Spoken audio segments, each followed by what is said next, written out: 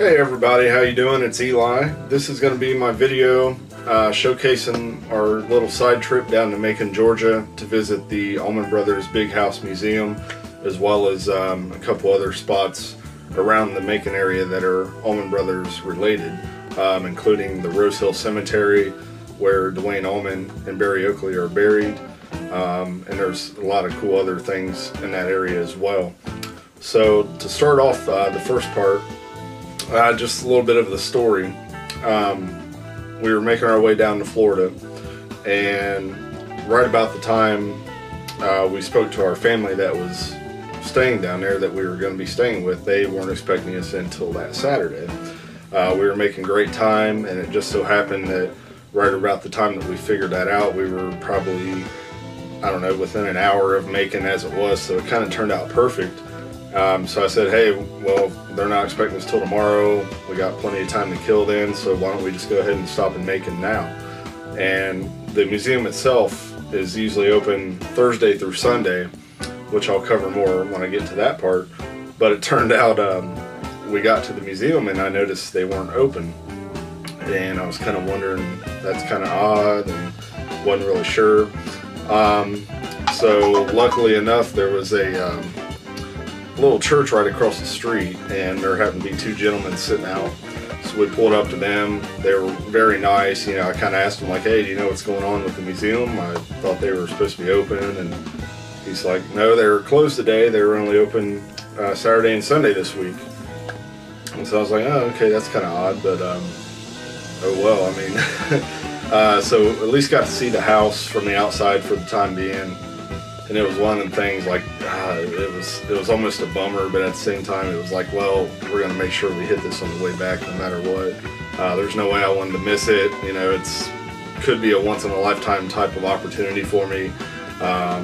Again, it was cool just to see the house itself, you know, in person, and, you know, experiencing the town and everything.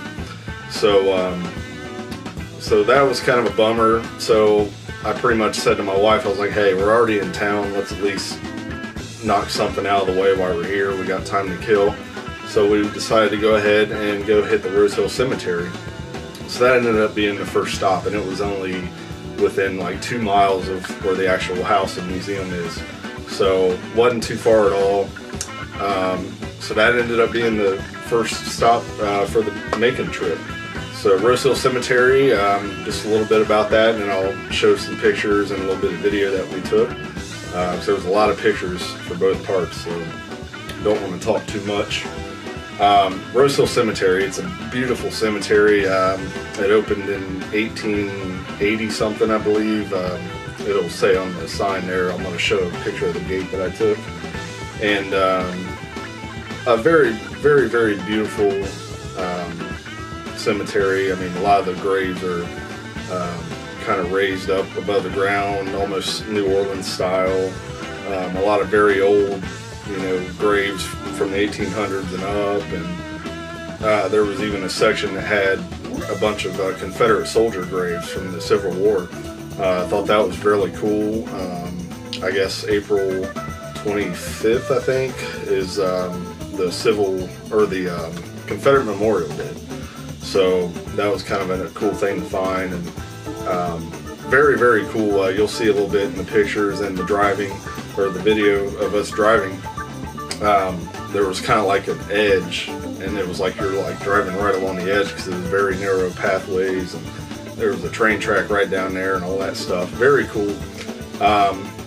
But of course, mainly went to visit Dwayne Allman and Barry Oakley's grave sites. I had seen, you know, tons of pictures, and I had even seen some YouTube videos about that in the past.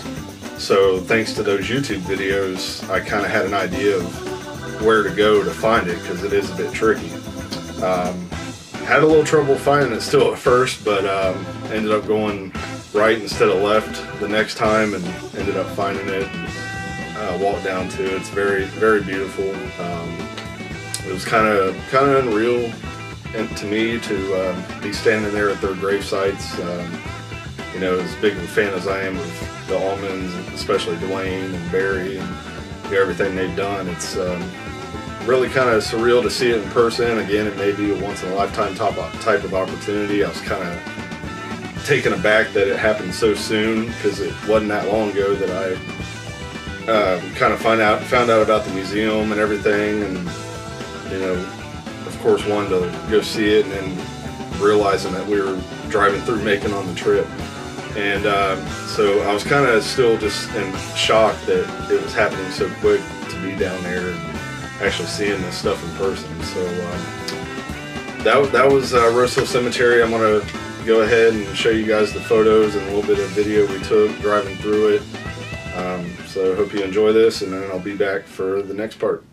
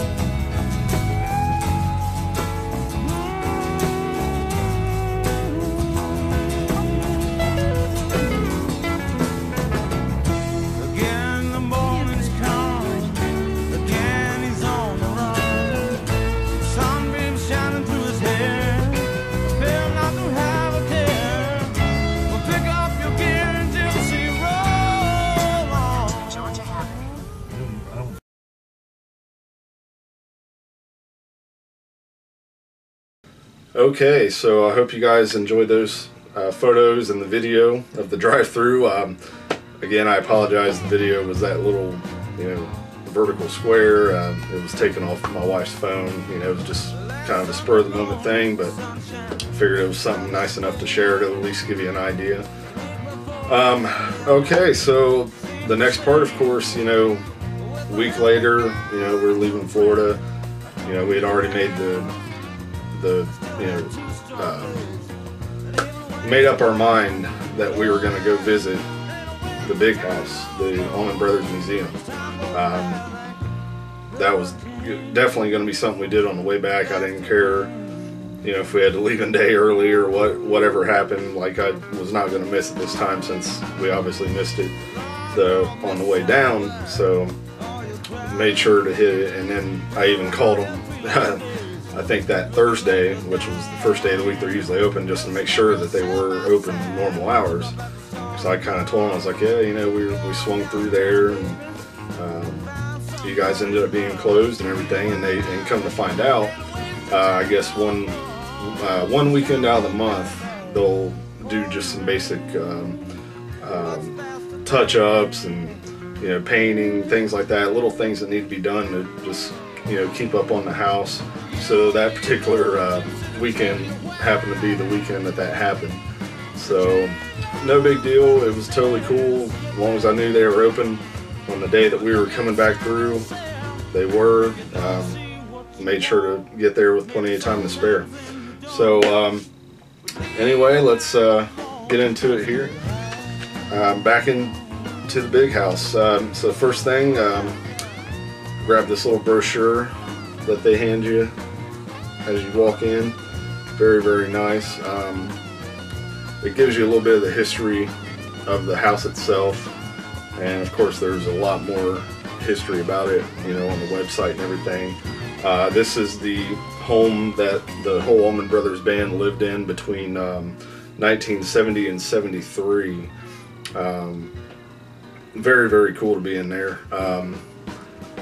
You know, you got to walk through, you know, bedrooms and jam spaces and all that stuff. And another cool thing they ended up giving us, which I kind of wish I had it the first time, but hey, glad to have it now. It's a Allman Brothers Band Museum Big House, AB Allman Brothers sites in Macon. So basically what this is a map that gives you all the Allman Brothers related sites around that town to go see. And of course, the Big House Museum, H&H Restaurant, the Capricorn Records Park and offices, excuse me, which I didn't get a chance to see those. The Macon City Auditorium, Grand Opera House, the house where they shot the first album cover photo, which I did make a point to go see that. So there will be a photo of that. Dwayne Allman's apartment, didn't get to go see that either. Rosehill Cemetery, which of course we just covered. Macon Coliseum, Central City Park, the Capricorn Studios, Elizabeth Reed's Music Hall, Barry Oakley and Butch Trucks place that they stayed in, two of Greg Allman's different pads that he had, and then also it gives you the sites where Dwayne and Barry's accidents each happened, which I didn't get a chance to visit those either.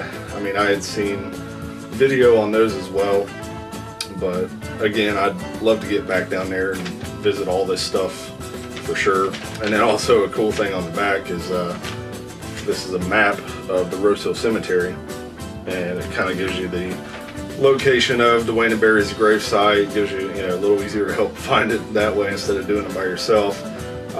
Elizabeth Reed Napier gives her gravesite, which of course the song in memory of Elizabeth Reed was named after.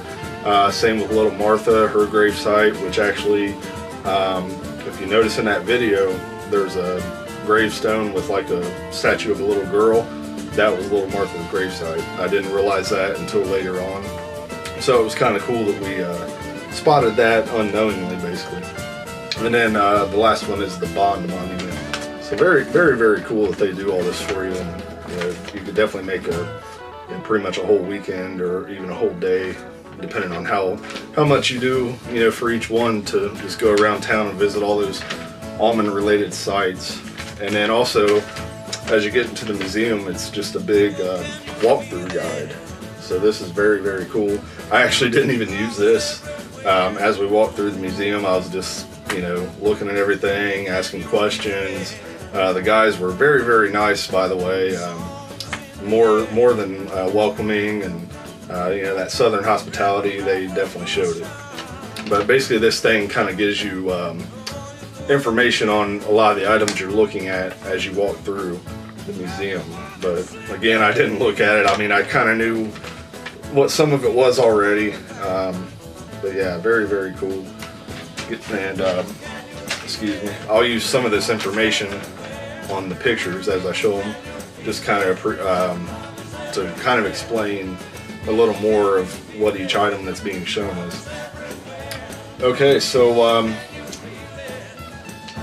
before I get in and show all the pictures and everything, we'll jump ahead, and I'll just go ahead and show the stuff we grabbed from the gift shop, and then I'll let the pictures and everything in the video.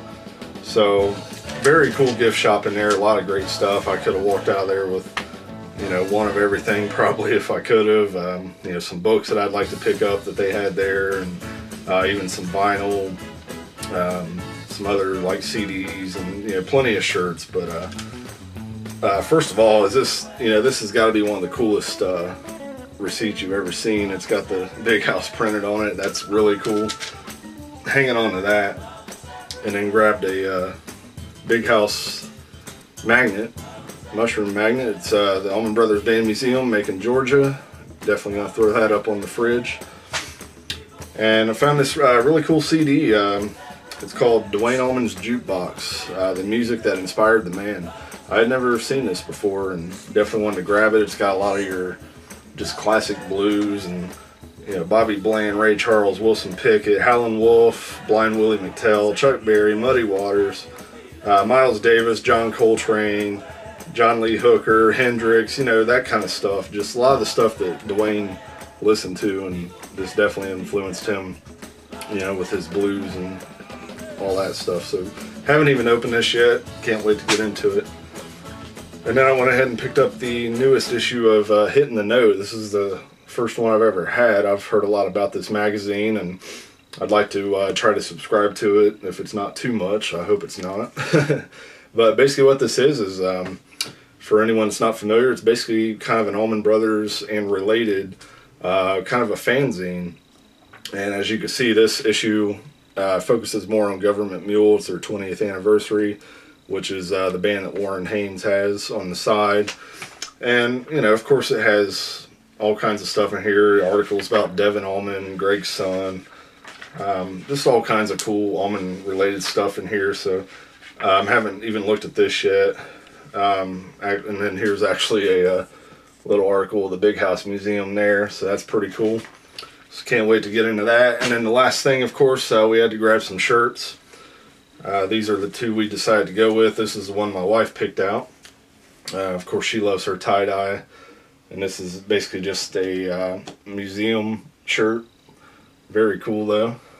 And then the one I picked out, I've been wanting a Duane Allman shirt for a while. They had like more than, I think, 4 or 5 different designs, but this is the one I went with because this is kind of the one that stuck out the most to me.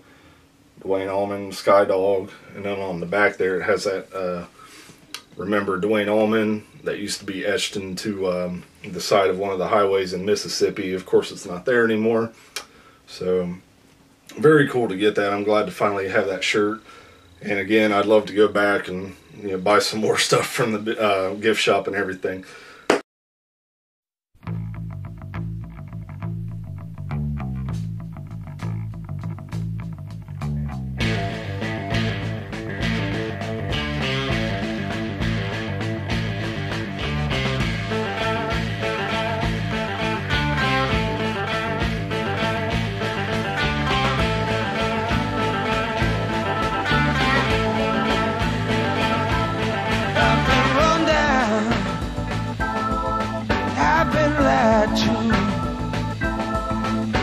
I don't know why I let that mean woman make me a fool. She took all my money, wrecked my new car. Now she's with one of my good time buddies. They're drinking in some crosstown bar. Sometimes I feel, sometimes I feel like I've been tied to the whipping post, tied to the whipping post, tied to the whipping post. Good Lord, I feel like I'm dying.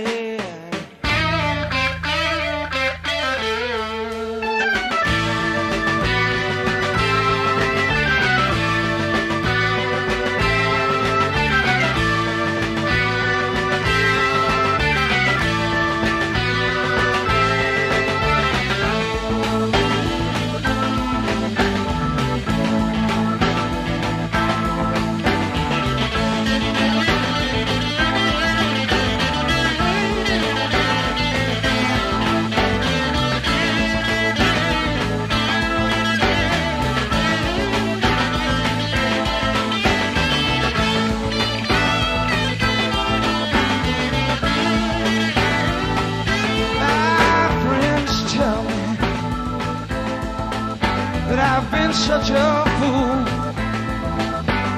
and I had to stand by and take it, baby. Oh, for loving you, drown myself in sorrow as I look at what you've done. But nothing seems to change. The bad times stay the same, and I can't run. Sometimes I feel, sometimes